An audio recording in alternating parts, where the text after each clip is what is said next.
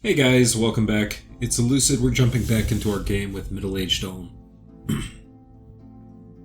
It's turn 37. And if you recall, we had some big battles in the last episode with Uruk. And we made a decisive move where we captured his capital before his army could get to us. Or not captured, but we put our army on top of it. So, and we one-turn popped his capital, which is always a fun thing to do. So, anyway, let's go see what this turn bears for us. Regarding 111, I'll keep an eye out and make a move soon. 111 is a throne province near Jotunheim, which we were worried about Ryla taking.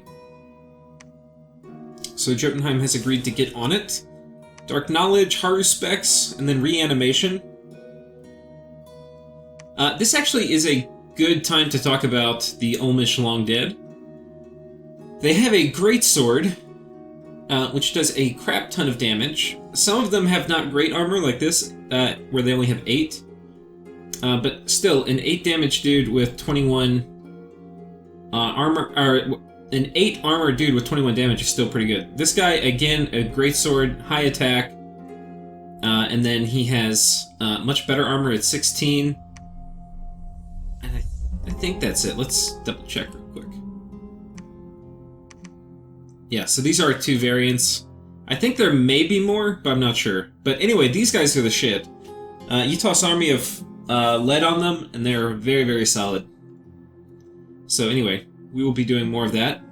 So that's Reanimation. We found a site, a Wolf Oak, and this is a Nature 1 site.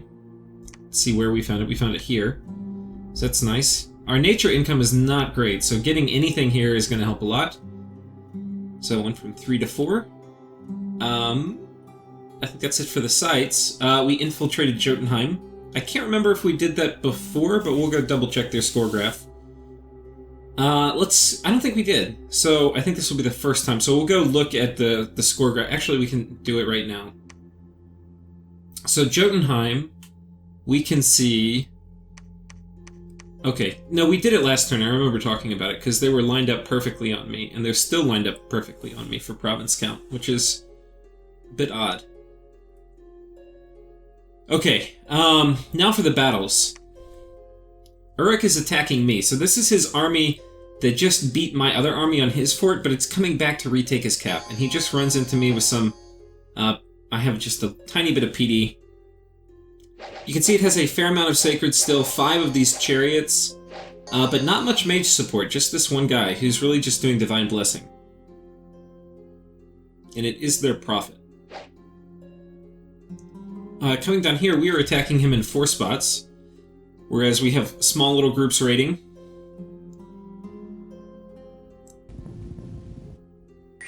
Okay, we buff up, our guys charge in. This guy's going to come in, and I think he's going to do Breath of Fire, and there he goes. The risk is that he can miss and hit my own guys, but there, he's doing a fair amount of damage. It still may be better for him to just close in combat, where he can do that Fear. I mean, he has the Fear aura, and then he hits with Fear, so he is going to cause a lot of routes. Okay, so that's a lot of PD. I think we're going to lose this. Because these guys are not getting buffed up. And there's Heavy Cav, which we don't really like fighting Heavy Cav. Man, if we win this, that would be epic. Yeah, okay. So, this is a PD dump that worked, but that does not mean it was worth it. I mean, okay, he killed a fair amount of stuff. Like, those are 45 gold. Let's say both these died, because maybe one of them died in the retreat. So it's 100 gold. 200 gold. Okay, so he killed 200 gold of my stuff, but the next time I come in, I'm probably not going to lose anything, because this is... I wish it told you how much PD they had. Like, if it had a value here, because it's kind of leaving me guessing.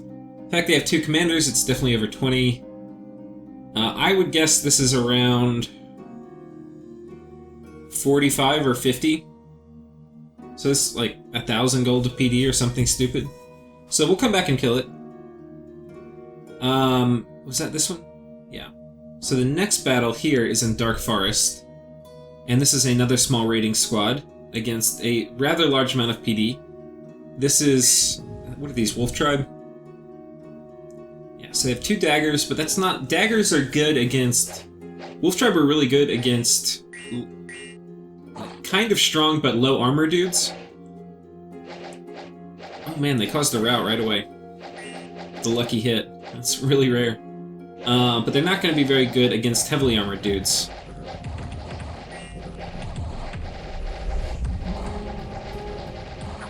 Okay. We took a little attrition here, unfortunately.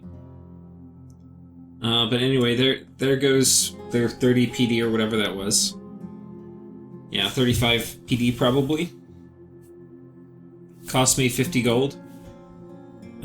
Yeah, so this is why you don't do PD dumps, guys. Because anything that can kill 20 PD can often kill 30, can often kill 40.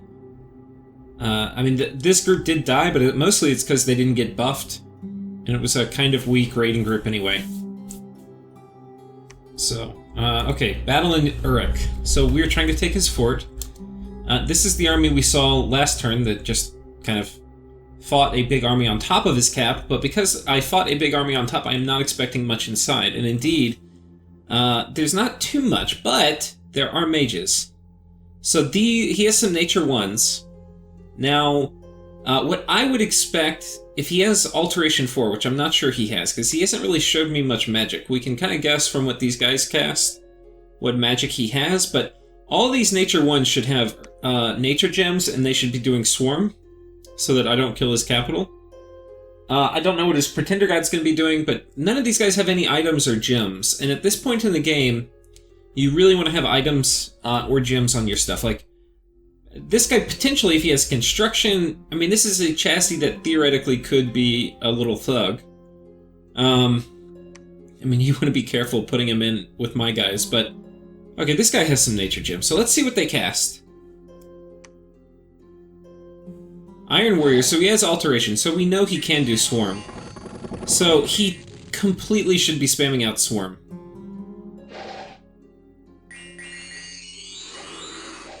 Okay, Summon Lesser Air Elemental, Strength of Gaia.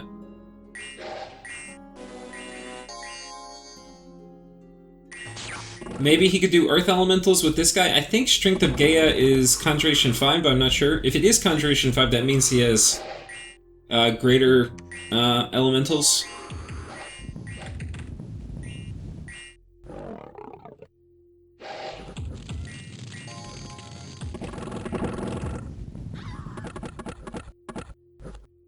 Yeah. Now, if he did Mass Swarm, this potentially could go differently. Like, maybe some of the bugs... Well, I don't know. The bugs probably wouldn't kill much.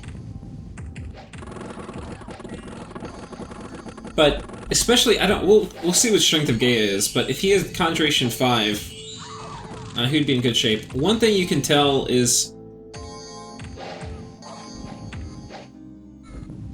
These guys in the front are shooting their bows of war back here. And they're wrecking their mages. Look at that. And this is the unholy weapons working. So their whole mage corps just got completely crushed, because all their mages are sacred, I think, or most of them are. At least. And here's his Pretender God. So I don't know if he cast all that stuff that he would have won, but it's possible. I don't have a huge crew, you know, running through here. I mean, it's highly likely he would have still lost, because I have a lot of kind of missile-type spam with bows and Iron Blizzard and stuff, but... yeah. He definitely could have done a lot better with Swarm. So we know he has Swarm because he had Iron Warriors. Let's see, I forget what Strength of Gaia is. Okay, so it's 4. So he may not have had Conjuration 5. If he had Conjuration 5, he could have gotten Earth Elementals out with his god, and that would have made a big difference. But we know, because he had Iron Warriors, which is Alt 5, that he definitely had access to Swarm. And he had a ton of Nature Mages, so they could have each cast Swarm twice. So anyway. But what that means is that we took his capital. But he has this big army here, but now I'm in this awesome position, because I know this army has one move, which is it has to come try to retake his capital if he wants to stay in the game. So it's an all or nothing for him. and I now have his capital, so I can dump a ton of PD in it, and I can have all my guys patrol, and I can merge armies. Now, the thing we were worried about... Let's check this. Okay, we lost a temple. Where the hell is this? That's annoying. And we gained a temple. Very strange. Strange times, guys. Are these related? No. It's very, very strange. Lose a temple and gain a temple, same turn. Okay, we got attacked in Jotunheim too. So, anyway. We were worried this Rylan army that was here that apparently did go to take the throne. We were worried that they would run south and try to make it to this lake, or potentially take this. But indeed they did take this throne. So, because they're not running this way, I feel confident moving this army out down here. If that army attacked me, this army would probably have to redeploy to the north, but that's okay. You can see we're also beginning to build up a sizable force here in this fort, which is important. We've got, what, 60 dudes? More once all these guys merge up. We'll probably have, like, 90. And that 90 heavy infantry of Ulm is a scary little army, so they can get a lot of work done. We probably need to get a good crossbow contingent with some sappers back in there too. So anyway, here's the play. Basically, we're just having several lines of Ulmish dudes. We've got these guys in the front, which will be... Hopefully these guys on the front will buff up the PD. The PD should deploy right in this middle box. So they'll buff up the PD, and then these guys will run past, and then they'll be able to attack from a little closer. Most of my mage corps at the back. This is just going to be overkill, I mean, to be honest. I mean, I could even set some of these guys probably to research, but whatever. Yeah. He's going to come in. It's going to be ugly. I mean, there's no mage support versus a huge amount of mage support. Yeah. Now, these guys are moving, patrolling in too. Arguably, I should have taken these guys this way and taken this, because I think I'm probably definitely going to kill them. The only issue, okay, we got disease, which is not awesome. So, we do need to move him to a lab. And if I were extra good, I could, well, I don't know. I probably wouldn't put the cure-all elixir, because there's still a chance I could lose a random dude, and it's not really worth losing a 40 gem item.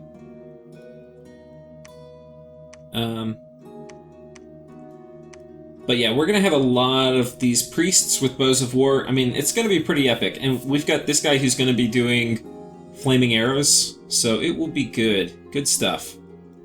Anyway, I think it's time for the next turn, so let's check outgoing diplomacy. I sent a message to Jotunheim saying, this army on your border is really for Ryla, especially if he makes a break for the south, for the lake south of Scalaria and the throne there. So I'm telling Jotunheim why I have an army on his border. Nobody likes having armies on their border.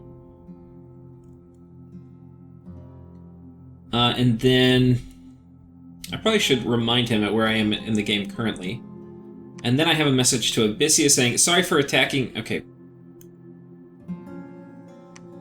I had attacked Abyssia's fort. Somebody told me Abyssia was like getting stomped back by Niflheim, like they lost a big army. And then, anyway, I attacked, unfortunately. I don't even know if I remember covering that in the last turn. But I attacked them, and then I pulled the army back here. So I said, sorry for attacking your fort there, sir. I sent you a message in Discord about it. Basically, I got some unreliable information from monkeys that your cap was going to fall soon, and I just wanted to grab a fort before the other guys did. We see that the Jotunese war is still alive. I have word from Falegra that he has some ideas to start pushing Jotunheim back on his front, but we shall see. Anyways, please accept our apologies, and we'll let you... let me know if you would like payment for PD and lost province income, with regards. So... yeah, anyway, I didn't really want to start a war here. It'd be very awkward for me to try to take Abyssia out. It would make much more sense for me to go after Relay, but I don't want to do that unless I have a way to go in the water. And potentially I can later because I have these Ichthids here. And Ichthids plus Undead would let me go underwater. Only Undead I would get Mind Blasted, but if I have the Ichthids And I have a... And I have army... I probably need Icthids and Army of Lead and Undead. Once I have that, I can march underwater. If I have... I need Icthids, Army of Lead, Undead, and then I also am going to need a few commanders to cast that Army of Lead and to lead the Undead, who are going to be mostly assassin immune. So that will be a bit tricky. Trying to think what else. Oh yeah, so Falegra's been talking to me. And, you know, I've been kind of helping Jotunheim, but I think Jotunheim's, like, clearly winning this war now. We can see down here that he's sieging Falegra's cities. Falegra kind of threw away a few big armies up in the Jotunese area mostly to super combatant type stuff. And he was actually ready to go AI, which I think is a little soon, since he was invading Jotunheim just like 2 turns ago. But you can see it doesn't look good for him. And he's lost a lot of his armies, and nothing's really working against these Gamherdings. So, I actually kind of helped him figure out some stuff he could do, but he didn't really know how to turn his tyrants into super combatants, and he didn't really have rings of regeneration or some of the gear you kind of want. So, we ended up coming up with, I think, a pretty good plan. He's going to kit them out with a Wraith Sword, with, I think, a Horned Helmet, with one of the armors, one of the Earth armors, I think. Like a heavy Earth armor, or maybe not even heavy. 2 bracers of protection. For the boots, I think he has the key boots, so he gets another kick, in addition to the Wraith Sword. And then... I think that's it, actually. And then if he uses a few dudes to cast... He has different mages that can fluff the super combatants. So if he uses them to cast Body Ethereal and Quickness, then we'll be in good shape. Or he'll be in good shape. And so it's in my interest here that this is I mean, it's always in your interest that everybody else has a grindy war. So, in this case, since Jotunheim's ahead, it would now be nice if Falegra has a grindy war with Jotunheim. So I was, like, helping Jotunheim before when he was big, but now I'm not really doing... I mean, I sent him a hammer not that long ago. We are still friendly. But, like before, when they were teaming up on him, I would have never helped Falegra and, like, given him ideas about how to play better. So, anyway. Hopefully we see a little bit of a Falegran comeback.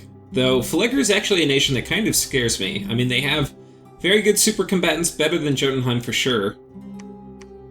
And they get free spawn, so they are a kind of scary nation. But anyway, I think that's about it for this turn. Let's go ahead and pull up the next one. That was turn 37, so we'll pull up turn 38. I do want to do 2 an episode. I don't want to slow down to 1. I kind of rambled on too long there. 38. We are probably going to have our big battle in Urik's Cap here. So Dark Knowledge, nothing. Pack of Wolves. Oh, I didn't tell you what my Pretender God was doing, sorry. Okay. That needs to be something I check every turn. Okay, so here's the battle in Urik. So here's his army. Here is the Ulmish battle lines, and what's gonna be nice, and I didn't even exactly think about it, I mean, I kind of did, I put my guys behind PD, but these guys are gonna run forward, and look at all that Legions of Steel on them. They are not gonna die very quickly.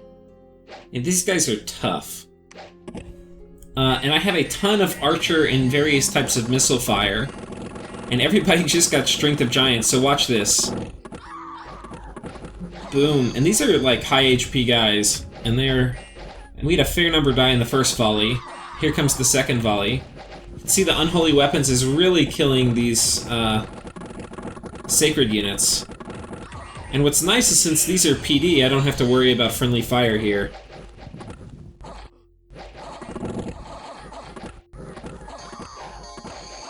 There we go. Even hitting some in the back line here.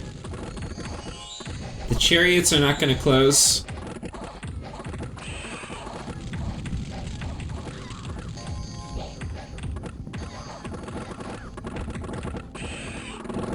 Okay, we hit his commander with the Bow of War, and he routed.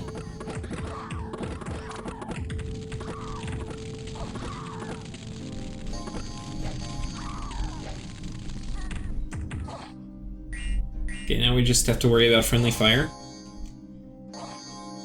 So, that was pretty good. If we look at the battle report, we killed everybody. We lost 7 dudes. So, yeah, that was pretty decisive. Down here, we've got a battle with Jotunheim. Okay. So these are the tyrants that he kitted out. This guy is, I think, just going to do Spirit Curse.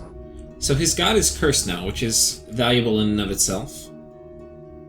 Okay, these wolves, I don't think he was counting on, because they haven't finished their script. Like, this guy's doing Iron Skin. But, like, this guy went Berserk. I don't know if he has Iron Skin yet. I don't think so. No, he hasn't cast it yet. Now, he was also supposed to have like a Water Mage or a Astro Mage behind them, casting Ethereal and Quickness on them. But it seems he decided not to. This guy's going to run forward. That's the other problem about getting Berserked, is they're not going to hit at the same time, so this guy's going to get surrounded by these Gamherdings. So probably having like a little infantry screen up front would have been good. You don't want to put enough infantry that it will cause an HP rout. And I think he was actually talking with me. He was like, hey, should I take an army? And I was like, no, not an army, but you could put like a little screen.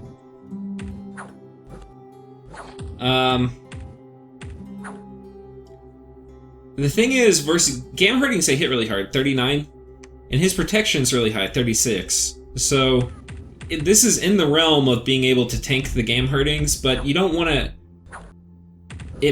And he's regenerating through every time he hits, so he needs... Problem is he's completely surrounded, right? And they don't have a high attack density. So if he had 2 guys side by side, then basically they would get the attacks cut almost in half. And then if he has quickness, it will be even better because their defense will go up, they'll get hit even less, and he'll be regenerating twice as much from the Wraith Sword. So, yeah, not ideal. Now, one thing I didn't see, but I know it happened this turn, is right here, he had another battle versus 50 Gamherdings, and he did have the other mages doing Quickness and Body Ethereal, and I think he killed 30 Gamherdings with 2 tyrants with similar equipment. Let's go check out the equipment again real quick. They've got... just a normal hat, black steel plate, key boots, and then braces of protection and a wraith sword. And this was just based on the kind of whatever gems he had. Like, could we come up with a build that worked for him? So, anyway. Summon Earth Power. Yeah, see, God, they got here so fast. These guys are really fast. Look at that. Combat speed 56. Yeah, you definitely need a screen out for them. They would have killed a screen pretty quickly, though, so... It's kind of a balance between having a screen and then, yeah. Like, having a screen big enough to slow those guys down and then not getting HP routed. But anyway, I mean, this guy was basically done. So he came up with something that could kind of work. Now, here it didn't, but I think it could have. The thing with super combatants is it's kind of all or nothing. Like, if you can just... Sometimes just a little bit more, and you completely clear the field and take no losses. But a little bit less, you die before you kill much. And like if we look at the battle report here, you can see they even killed 3 Gamherdings, and it looked like they just got totally munched. But, I mean, they're pretty killy. They just... Like, that first one was totally wasted, and neither of them got buffed up with quickness. So if they had a screen and mages, I think they would have killed all those guys. And that would be a big deal, because for Jotunheim, he has an Incarnate Bless, Regeneration and Quickness, so his Gamherdings all of a sudden now suck. He doesn't have his god running around. That would be really, really bad for Jotunheim. I mean, so bad, in fact, that I might even consider attacking him just because not only can he not defend himself, but I don't think he'll be able to defend himself from Abyssia either or Phalegra. Like, I think everybody will just take his land, so I might as well get some. But anyway. But we'd see. I probably would sit on the sideline for a little bit longer, but Phalegra is capable of taking forts very quickly, so I wouldn't want to wait too long. There was a battle here where he was killing some Indies, and then we got some Blood Slaves, which is a really nice event for us, because we are trying to go a little bit into Blood. And let's go... Okay, so Agartha has been permanently killed, so Relay has finished that war. Okay, so the Stranger, this is our dude. We have stuff on him so that he doesn't die.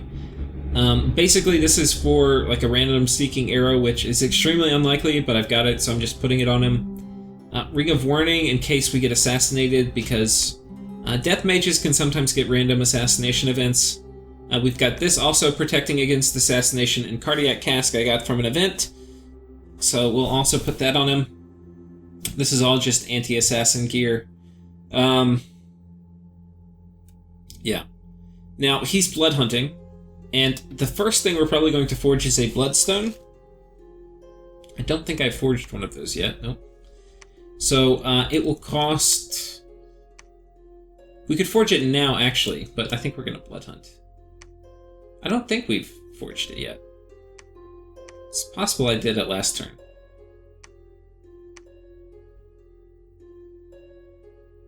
Not sure. Not sure. Oh, you know the one thing we didn't really watch in this battle, though? We do have... I think I was doing Marble Warriors. So let's just see what that looks like.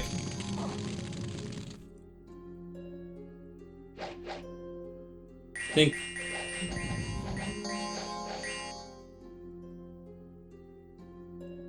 Okay, we did cast Marble Warriors. I'm not sure where it went, so we'll let it cast a few more times.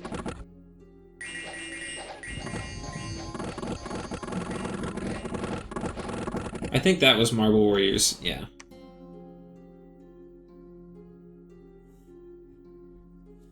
Yeah, he's got 15. So you can see... Oh wait, that's not a great example. Let's look at, like, this guy. He's all... Let's just find somebody not diseased up. Okay, so this guy has... Okay, yeah, this guy has Marble Warriors on him. He's susceptible to cold. He has 31 protection, which is a huge amount. Like, that's very, very, very high for a troop. So, yeah, and basically the way the 31, the way we get there is we've got 26 from armor plus Legions of Steel, and then we've got 15 from natural protection. Yeah, so it's... And it's kind of like 26 plus half of 15. Let's say it's 7. Anyway, that's just rough math. The actual thing is like a diminishing returns kind of square law thing. But anyway. So... Yeah, those guys are pretty damn beefy. And... Yeah, so now what are we going to do now that we've taken this? Well, our goal is to get as much of Uruk's lands as we can. Bandar had tried to negotiate to take some of this, like he wanted everything south of Uruk. And I was like, no. What, you haven't done anything to fight here. You don't have any armies over here. Your armies are all over attacking Phalegra. You're not going to get just stuff for free.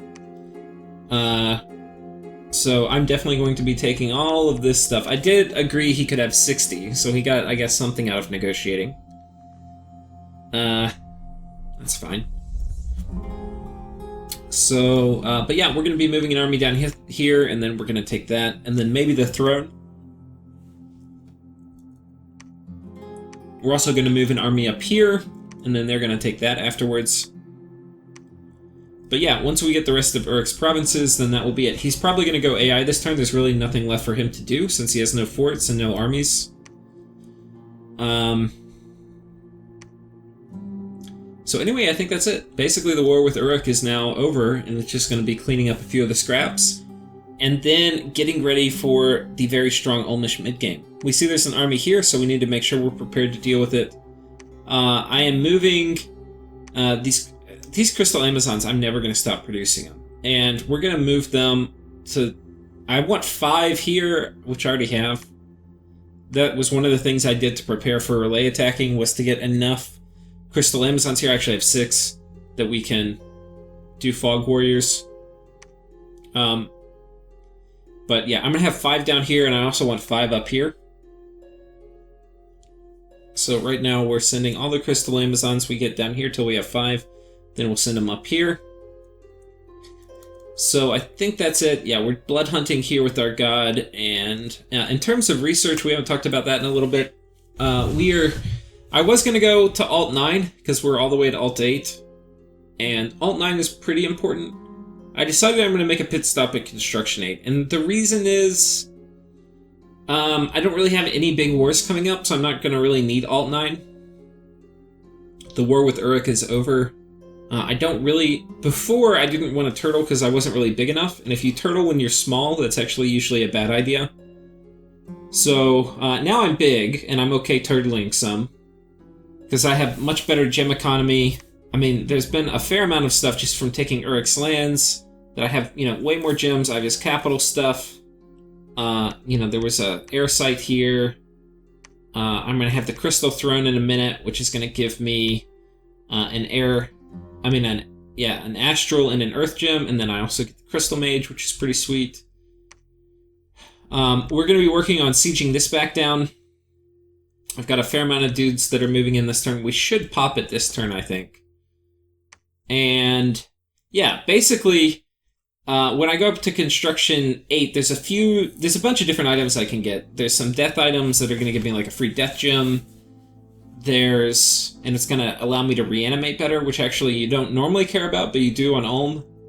That's the Crown of Despair or something. There is the Record of Creation, or whatever that thing is called. I can't remember. The Earth Astral thing that lets you cast Record of Creation.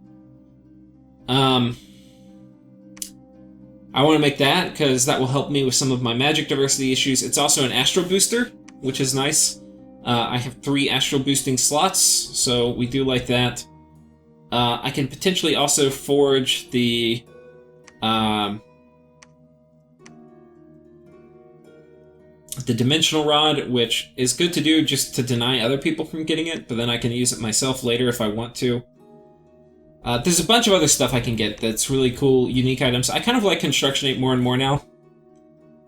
But anyway, we're going to be making a pit stop for that. It's also going to open up golems along the way, which will give me a different way to counter raiding. So, yeah. And it will also open up weapons of sharpness, which is really good. So... yeah, there's a lot of reasons to go Construction 7, and there's a few reasons to go Construction 8. So we will be doing that. And anyway, I think that's it for this turn. So thank you guys for watching. See you next time.